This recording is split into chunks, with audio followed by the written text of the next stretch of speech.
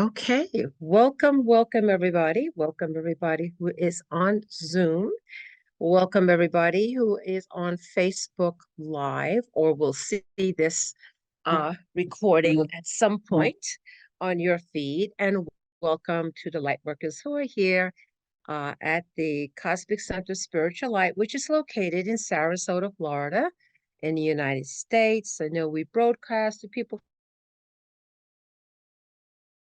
from all around the world. I know there's a couple of people who look out for this in Tobago, Trinidad, Tobago, and a few in Ghana, and also one of the Scandinavian countries. I don't remember which one. It might be Denmark or Switzerland. I'm not sure. But anyway, welcome everybody, because we are in the fifth dimension, vibrating to that. So there's no time or space now with our technology, which is relevant or in sync with what our growing consciousness is. So we are no longer limited by time and space. So whenever and however this gets to you is always in the eternal now, the eternal now. And our next level of understanding, the multiverse, which all things are happening at the same time and is all very malleable too. So not quite there in the full understanding of that. I think science is exploring that and how that all works, but we can suffice with the fact that we are so much more okay, complex than what we would think this little nanovirus. I do have something important to talk about that I was inspired to talk about, and that is really now because of the time. It's very interesting. We had a gentleman we still have, he's still here. He's doing some soul astrological esoteric readings, but his name is William Meter, and he was here this weekend. And if you go on our feed, you'll see we've been advertising William. He's very well known around the world, and he is, like, I would definitely say, 100% an authority on the work of theosophy, which, if you're familiar with theosophy, is a tremendous teaching. There's Alice Bailey, Madame Blavatsky, Leadbeater, all of those that started with the 19th century. The Ascended Masters have always been with us, but that was like that grouping, and then others came later on. But one of the things he had talked about in terms of the cycles of that body of work speaks of 2025. And um, some of you may know that I've mentioned, to me, 2025 is going to be a very pivotal year, and that, 2024 is leading to this pivotal year. So the changes or whatever new directions, kind of starting up in 2024, moving, more focused into 2025. Now, saying all of that, this is what I got to say. When you are your authentic self, okay? And what is your authentic self? And let's face it, in this world, okay, there's a real strong program for not to be your authentic self. It tells you that this is what success looks like. This is what a relationship and marriage should look like, and all of this stuff. It's this is the narrative of how it should be. Well, maybe for some, but not for everybody. Okay. And so then you put that other layer of an agenda that wants people to be in a certain way. That's another layer. So where we are now, and especially because of the times that we're in, we already know about, the agendas and the corruption. I mean, we're all aware of that, the conflicts and all of that, many of which has been manipulated for a long time. We are now coming to a point in our own authenticity and our own awakening to wake up out of the dream, for us to remember who we are. What is our goal? To wake up out of the dream, to remember who we are in this physical incarnation. Okay, that's it. That's the goal. Okay, that's a so in that goal, okay, to really wake up, start going into the higher parts of yourself, start serving on the highest level that you can. One of the key requirements is that you have to be who you are. Okay, because no one else can be your authentic self except you. No one has that assignment except you. Okay, so what this is where you have a soul pulse, that's saying, hey, we're here and this is really important stuff for you to do. And it doesn't matter. Sometimes you have to be discerning and quiet. I get it, because look at all the great uh, uh, change leaders, all the leaders of great change to move or uplift in humanity, right? That the masses understand them. The we were talking about the Great Inquisition that happened with the Vatican and the Catholic Church in the 15th century. Okay, they were, they killed people that said, I think, the Earth goes around the sun, not the other way. Okay, so it took somebody very brave, and I forget who it was. There's a couple of them that said, no, and that's where science had to come in to say we have to now bring a balanced truth, which is many moving parts. It's not just one thing or two things, it's many intricate. So we all play this extremely intricate role. So it's like you have your puzzle piece. Nobody has your puzzle piece except you. And you're the one that has to plug that in for the whole to work. It's like machinery. We're missing a bolt. That's not going to be good. We can't get to where we want to go. So everybody needs to come into this part of who they know on the deepest level and feel as to who they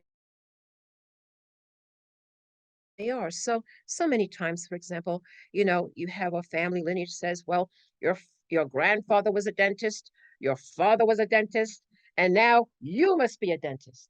Where that's so, it's an artist, okay? Or you have people pigeonholed into a certain role.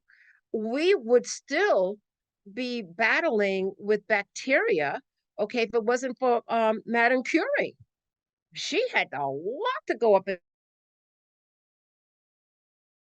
against, and so many women, the divine feminine, had to really fight to say, no, I have a brain, and Einstein's first wife was a genius. She set the platform for him.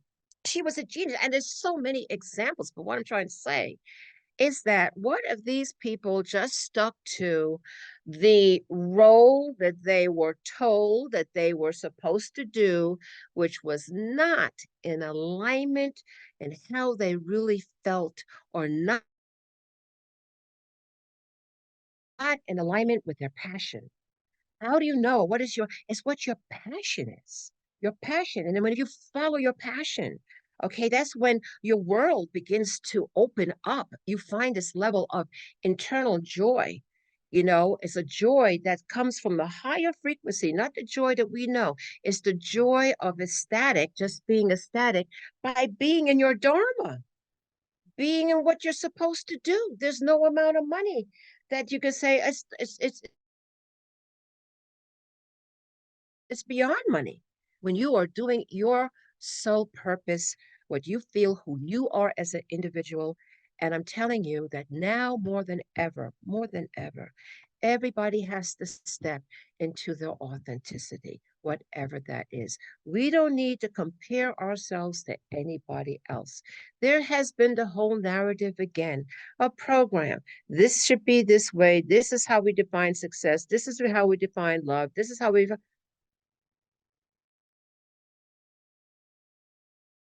No, not necessarily rubber stamp for everybody. Okay, so, and the other part to this too, okay, there's been a program. Well, this should happen at this point in your life, and this should happen at the.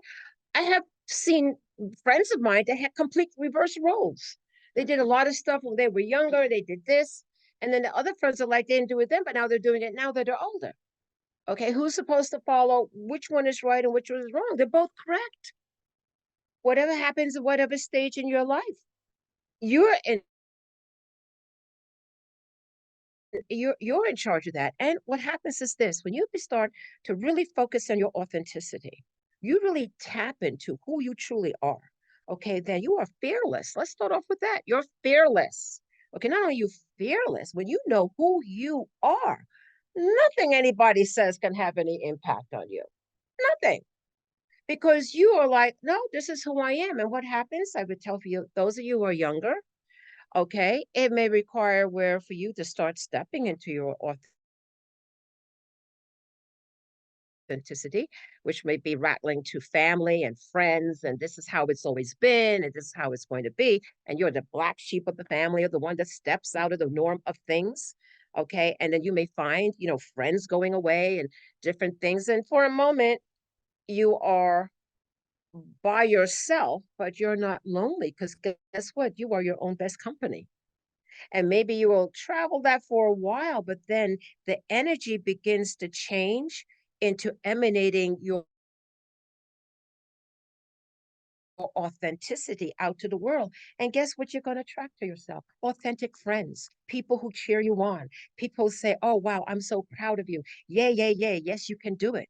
That's what you're going to start to attract into yourself. And when you are in your authenticity, the world begins to open up. Opportunities and ideas and creativity begin to flow in. So, is it worth what it takes to initiate being your authentic self?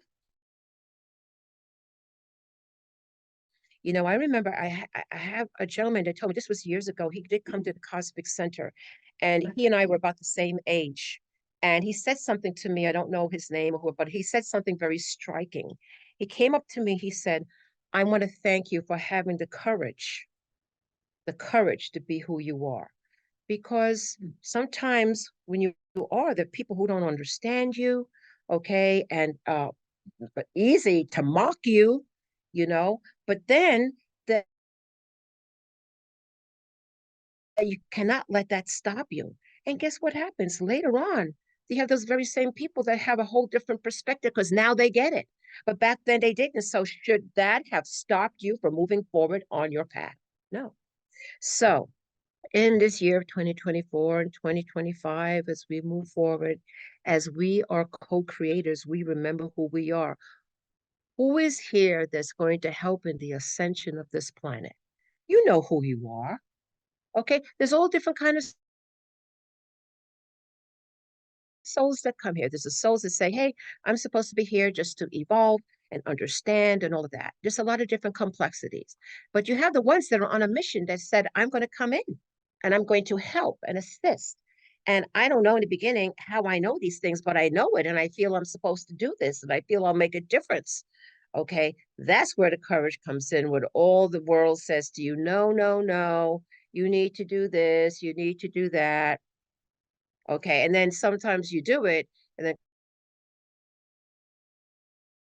come back, you said, "I should have gone ahead if I had done this before." The good news is that all things are going to reach the goalpost. We're all going to get there, but a more direct way, especially as we're moving now into the years of 2024 and 2025, which is going to be great change, is that light workers take your positions. Light workers, you are no longer in the frequency band of a physical world that has all these constrictions.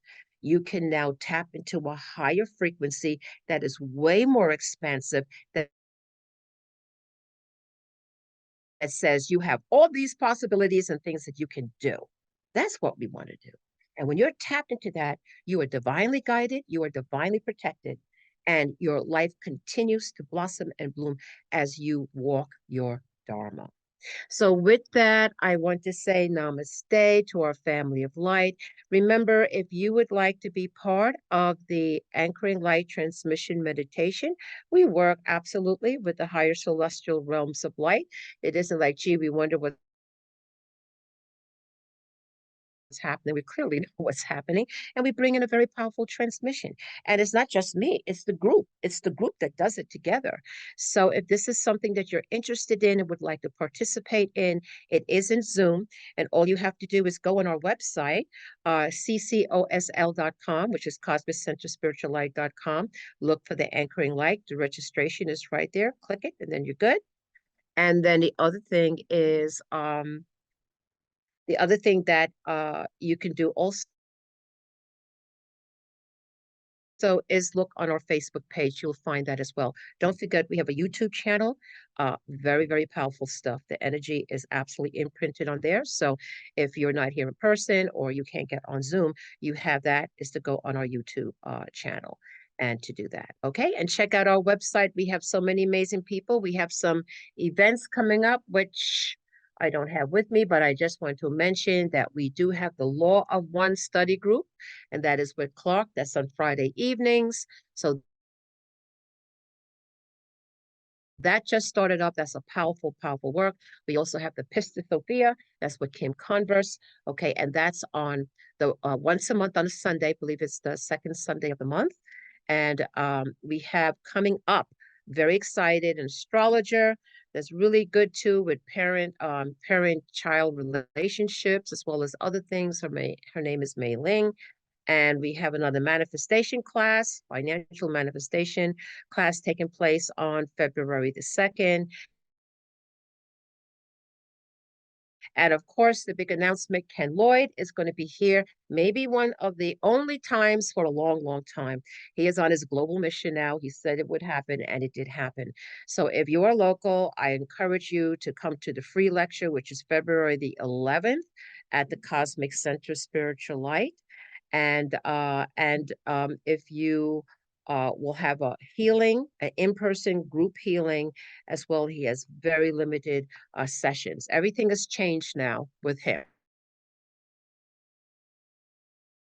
I know we had a good ride with Ken all along, and I knew like now it's changed. And of course, I'm happy because he does have a global mission.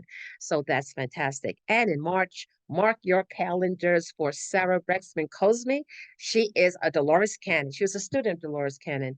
She does exactly what Dolores Cannon can do and has the new books with the new information from her clients, that she's able to get this info. So she is like another Dolores Canning, the same QHHT. So lots of stuff. We had an amazing event with Dixon Violin. Oh my gosh, that was amazing. It was packed, over 125 people here. Everybody was just blown away with that. So I just can tell you that there's just so much stuff coming down the pike. Be sure to check out our website and go to the calendar events and just see what's going on. With that, I'm going to say namaste, family of light, on our Facebook Live.